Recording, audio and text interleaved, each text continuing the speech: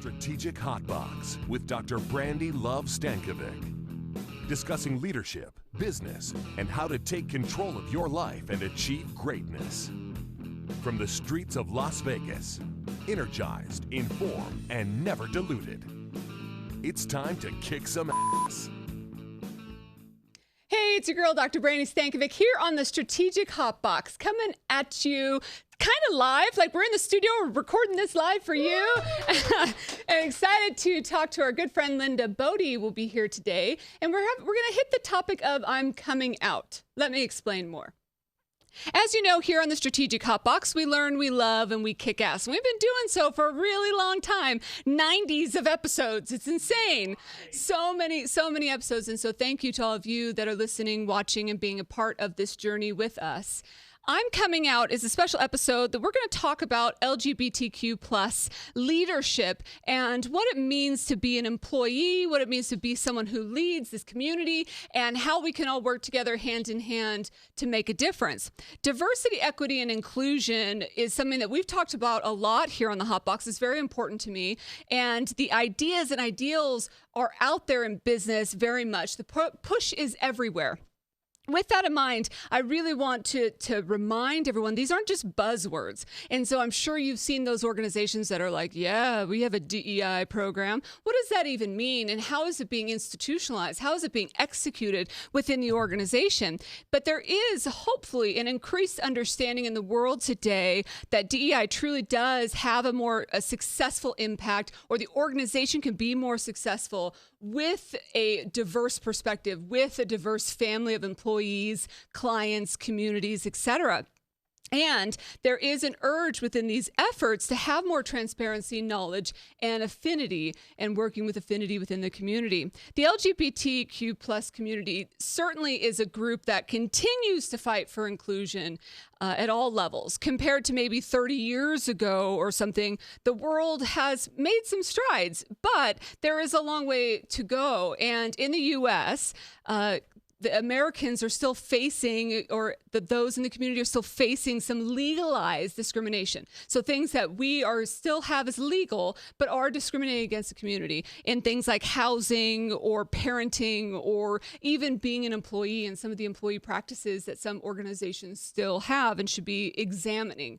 The Stonewall riots, as many of you that are watching and listening would know, in '69 did kick off this modern fight for the LGBTQ plus equality.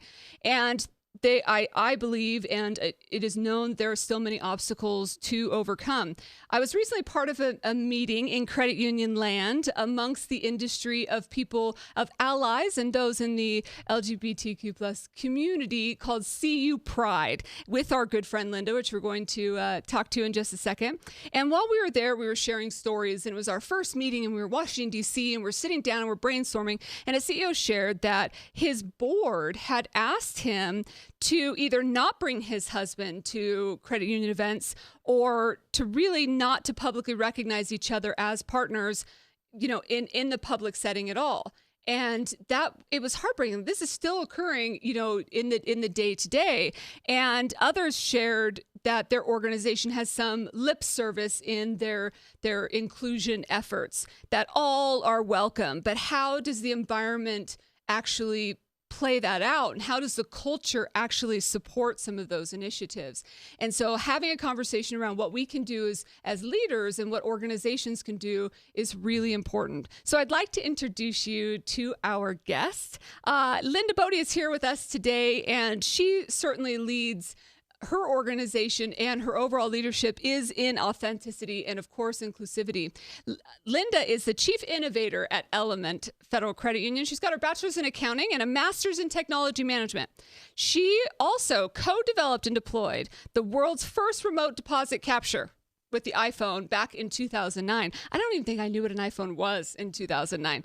And she's a board member of CU Answers. She also works with Filing Research and is a council member. And she is a steel drum rock star. So you have to check her out if you don't already know our friend Linda. So please join me in welcoming Linda. Hey there. How are you? Hey. I'm good. How are you doing, Brandi? Good. Glad that you're here. So you are certainly a believer in human rights and equality and human justice. Tell us about you. What has been your journey in leadership? Well, I think it started when I was born because I've pretty much been in trouble and not followed the common path since I was born. It's always a little bit of a rebel and a troublemaker. Never wanted to follow the status quo. So I think that it's just been part of my life to grow and develop and figure out who I am and my place in the world, and to hopefully make a better path for others who might be in my same situation. So from the time you were born, you've been bossing people around and breaking rules and being a rebel, huh? I love it. I don't know about bossing, but doing my own thing, my own way. Definitely. Oh, I love that. And when did you first come into a more formalized leadership position? Probably in my 20s. My very first job with the credit union was actually as the CEO, and that was in 1998. Wow. So I was still pretty young at the time. So I've been here for almost 22 years. So I kind of grew up in the credit union industry as kind of being thrown out there and learning to raise myself, raise my team, and raise a credit union that was very small and very inexperienced at the time. What an incredible opportunity for somebody that's so young and have the ability to be able to grow up with an institution. Were there a lot of fear associated with that? I think I was too young to be fearful, because I just pretty much tackled everything that I would jump in before I'd think about it. So I took the credit union job thinking that I would just be there for a short time until I found my dream job. And little did I know that being at the credit union was my dream job. So I had a lot of support, a lot of help from other people in the credit union industry. My examiners actually coached me. So I just studied and learned and grew with it. So if we shift gears and talk a little bit about the LGBTQ plus community, what was the journey like for you in coming out? I want to share really quickly, I saw some sort of social media post, I think it was on Instagram, of a pair of twin young social influencers who are gay, and they called their mom to tell her that, they were doing some sort of formal, they felt the need to have this coming out, like process. And she called and was like, why did you feel like you had to call me and tell me this? It's become more just, it's okay either way. There doesn't have to be this. But certainly 20, 30, 40, 50 years ago, there was more of that formalized. So what was that journey like for you? Yeah, so I'm in the older generation. I grew up in the 70s and 80s.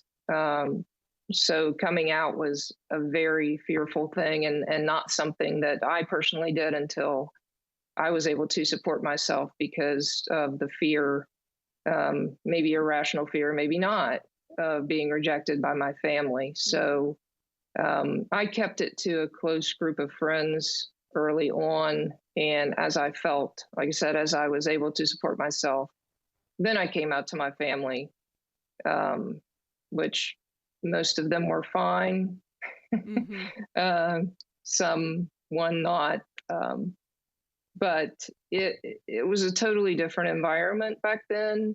And you definitely did have to come out, because that was the only way that anybody would know, because back then pretty much everybody was hiding it. So it was a scary time.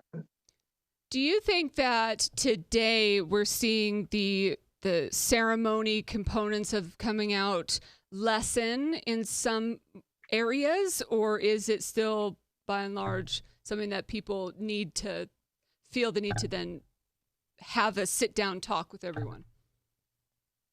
I think it's different for everyone, but I think it's pretty commonplace now that parents are realizing their children are gay, or the children are telling them early on that they're gay, and it's more of a non-issue. But in other areas of the country where it's not accepted, then it's probably a little bit different, but I do think it's much more open, and it's not the ceremony today that it was back in the day.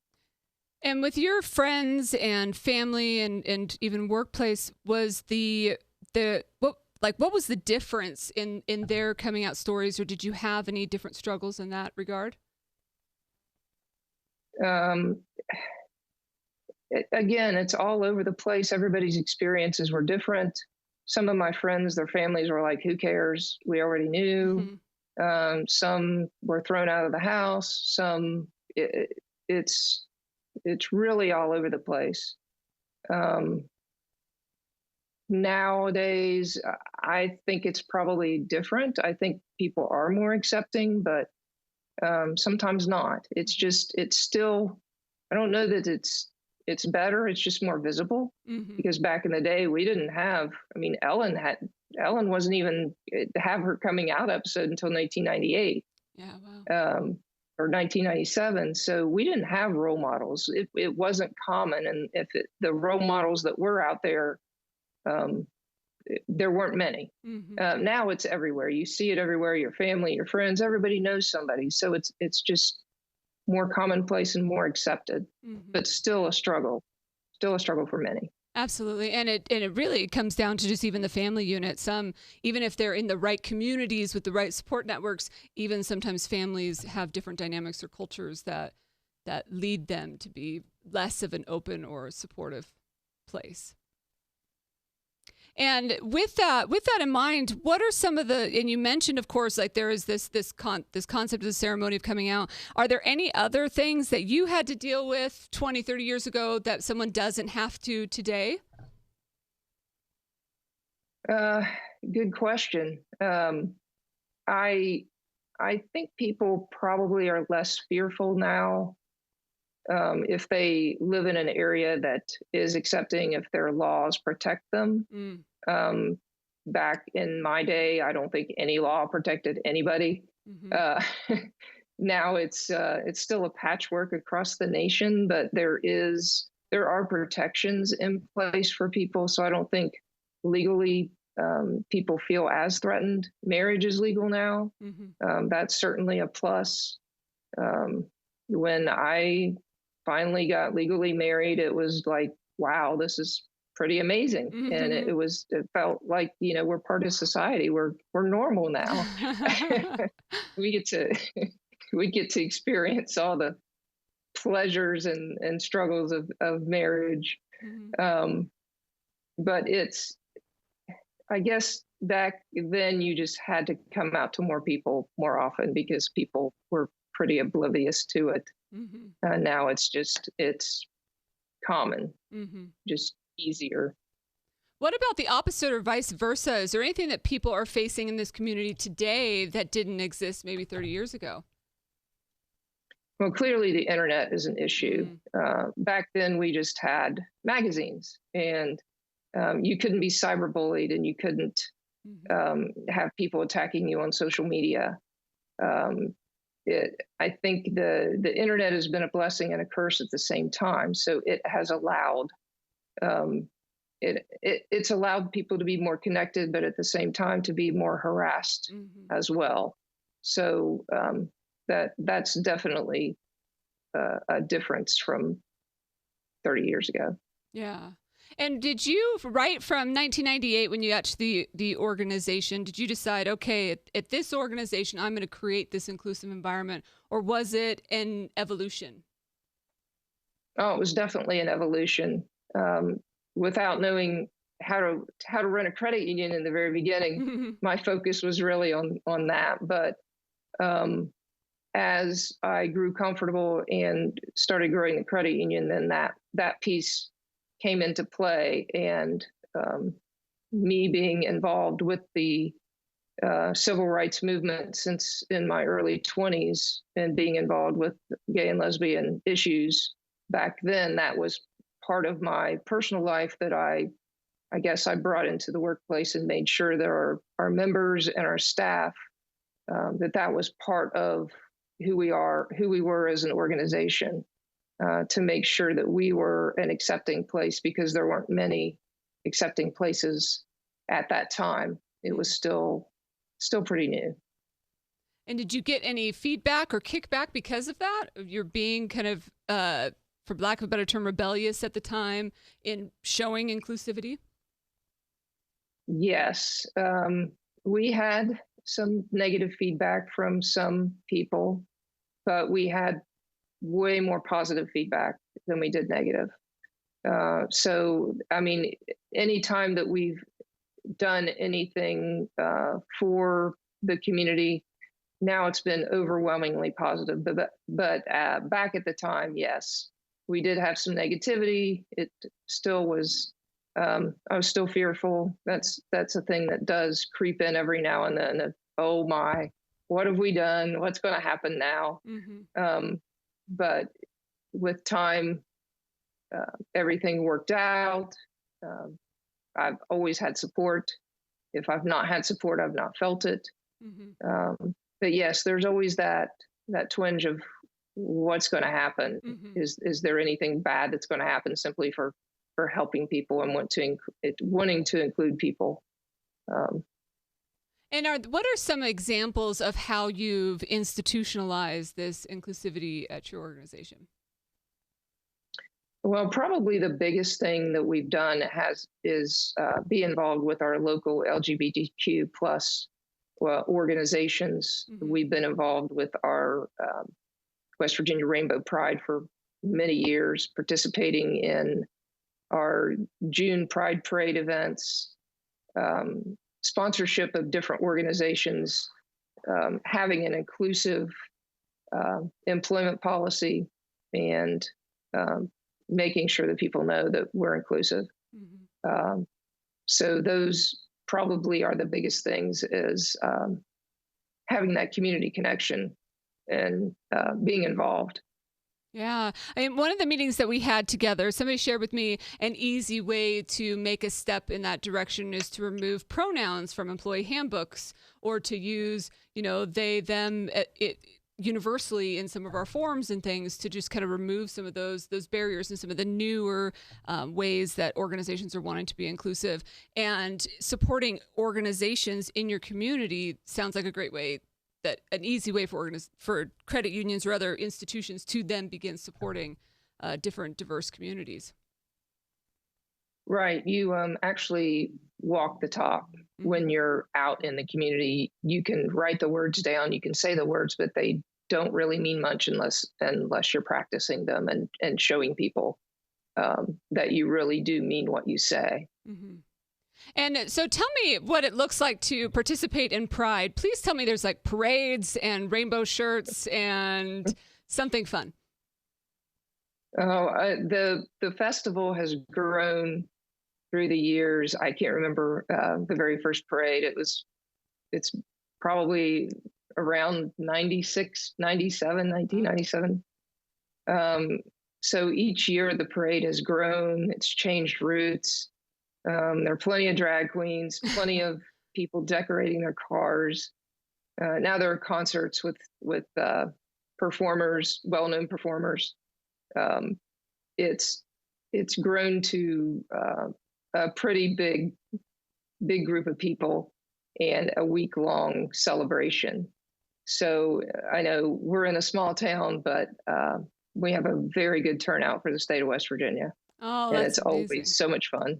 Well, that's great. And I love that your organization can get involved in that. So let's talk a little bit about allies. You and I have had many conversations around that, and it seems to be that where we are right now in our industry anyway is some next steps of people to begin recognizing and supporting different communities. What's the role of an ally?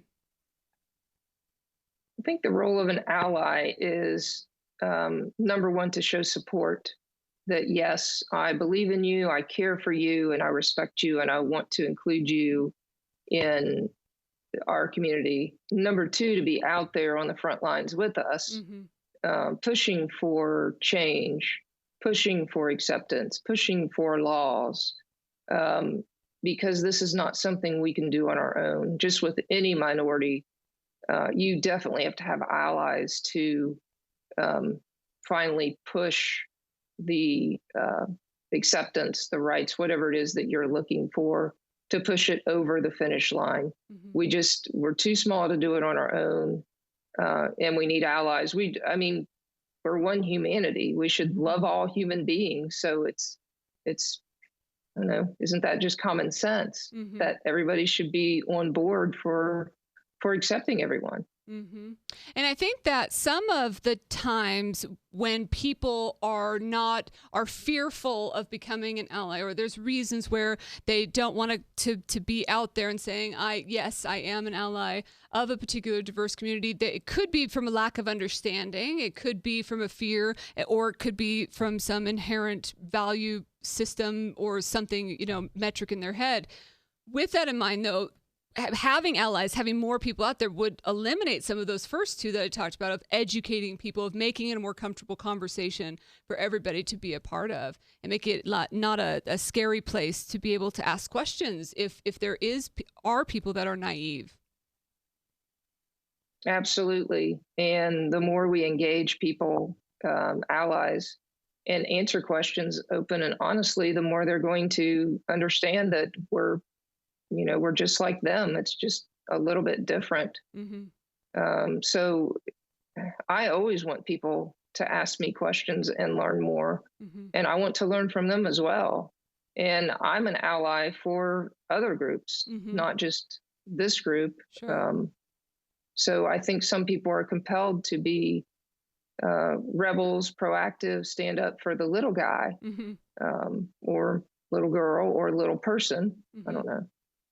I don't know if those terms are right. Whatever you get the point. Absolutely, the most vulnerable amongst us, and I think that can change depending on the topic or the communities that we're a part of. What if, and only if you're comfortable answering this, because I'm kind of throwing it at you, but what would be the most common question you receive? Oh, gee, the most common question now. I don't have a common question now, but back in the day, people would say, "Are you two sisters?" when they're referring to your girlfriend. I don't know if men got that comment from people. Is he your brother? But that was like, is that your way of asking, "Are you gay?" without asking that? If you're right. That was one of the weirdest questions. Like, "Are you sisters?" No. I mean, do you guys look alike? They say that people, when they're married for long enough, they start looking like one another. So. But when you just start dating someone, you can't look like them. It's happened way too much. Oh, my goodness. But now I don't get questions. I really don't. It's just like everybody gets it. Or if they don't get it, they're not asking. Right. And I think that I'm hoping that the question in the circles that I run, or the people that I want to be around, I don't hear that question, "Are you gay?" anymore, because it wouldn't matter regardless, unless I was trying to pick up on somebody, you know what I mean? Or something to that effect. Like, do I have a chance here? It would be the only reason. But other than that, like it doesn't, I see that less, you know what I mean? When it comes to this, in general, if we could wrap it all up into a bold action item, or something that you could see or would like people to start taking away or doing differently today, what would that be? I think getting involved with any kind of organization that is related to the LGBTQ movement. If you're talking credit unions specifically, the CU Pride group is a newer group. Definitely join that. We have a lot of allies as well as people in the community. If you're talking community in general, outside of credit unions, there are organizations within your state. I would reach out to them and ask for information and how you can get involved and how you can help, and either get involved with the community or be an ally to the community, and start making a difference. I love that. Can you share a funny story with us, or something, a story that's happened along the way? I will share a funny story. All right. I think it's funny now. I didn't think it was funny at the time. But back in the day of the very first Pride Parade in Charleston, West Virginia, like I said, back in 97, I think. My friends and I were so, I think we were really scared of attending the parade because number one, we thought we'd get shot. We thought somebody, somebody would attack us. It's the very first time in a small town. So we were like, please God, don't let us end up on the front page of the paper, please. So we're marching down the street. There's 300 of us. It was a sunny day. So we had our hats and sunglasses on. We didn't get shot. We had a lot of support. That's the very first one. That's good. Nothing bad happened. It was, all that fear. So the next day, there we were on the front page of the Sunday paper. I was going to say. So did you end up? Still have that photo too. Oh, good. You could save the newspaper clipping. But it was okay to be on the front page. It was good news. Well, I guess. I mean, you couldn't. We knew who we were, so we did. We just didn't want other people to everyone see us had called home to mom and dad before this came on the front page, right? There was no surprises in that way. So we're gonna do a little game where I'm gonna throw some words at you, and then you just quick response. Does that sound good? Sure. Okay. First one should be easy. Bass drum or steel drum? Steel drum. All right. I love it. Handshake or hug? Hug. All right. Maybe, that we're still getting used to the hugging, this year, I feel like, once again. Dive bar or dance club? Dance club. Oh, this is giving me ideas. And earth tones or fluorescence? Earth tones. Really? Earth tones. All right. And if I could, I would blank every day. Play my steel drums every day. That's my retirement plan. Is it? Well, I think it's a good one. We should create a credit union band. The world would be a better place if blank. We would just love each other. What a beautiful way to end. If people wanted to get a hold of you and learn more about your organization, how would they do that? They could email me. They could send me a message on Twitter. They could call me. What's your Twitter handle? My Twitter handle is @Linda Bodie. Excellent. And we'll put your information out on the site as well. So thank you so much for being here with us. I really loved seeing your face, and I hope I get to see you soon. All right. Thanks, Brandi. It was good to be here. Bye. Let's head out to our shout out.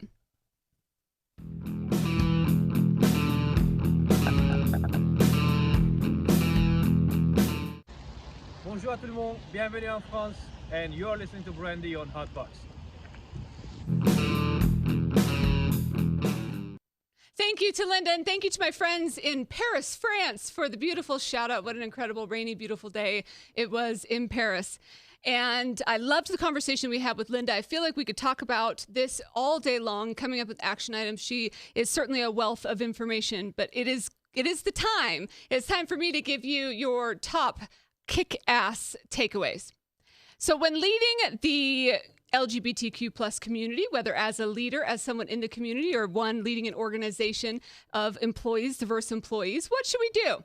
Number one is to institutionalize the inclusivity. It's not necessarily something we just talk about. Institutionalize it. It's time for it to be part of your policies and procedures. It's time for you to walk the talk. It is time for us to start implementing some of the ideas that are happening around the organization. So institutionalize. Number two is create support networks.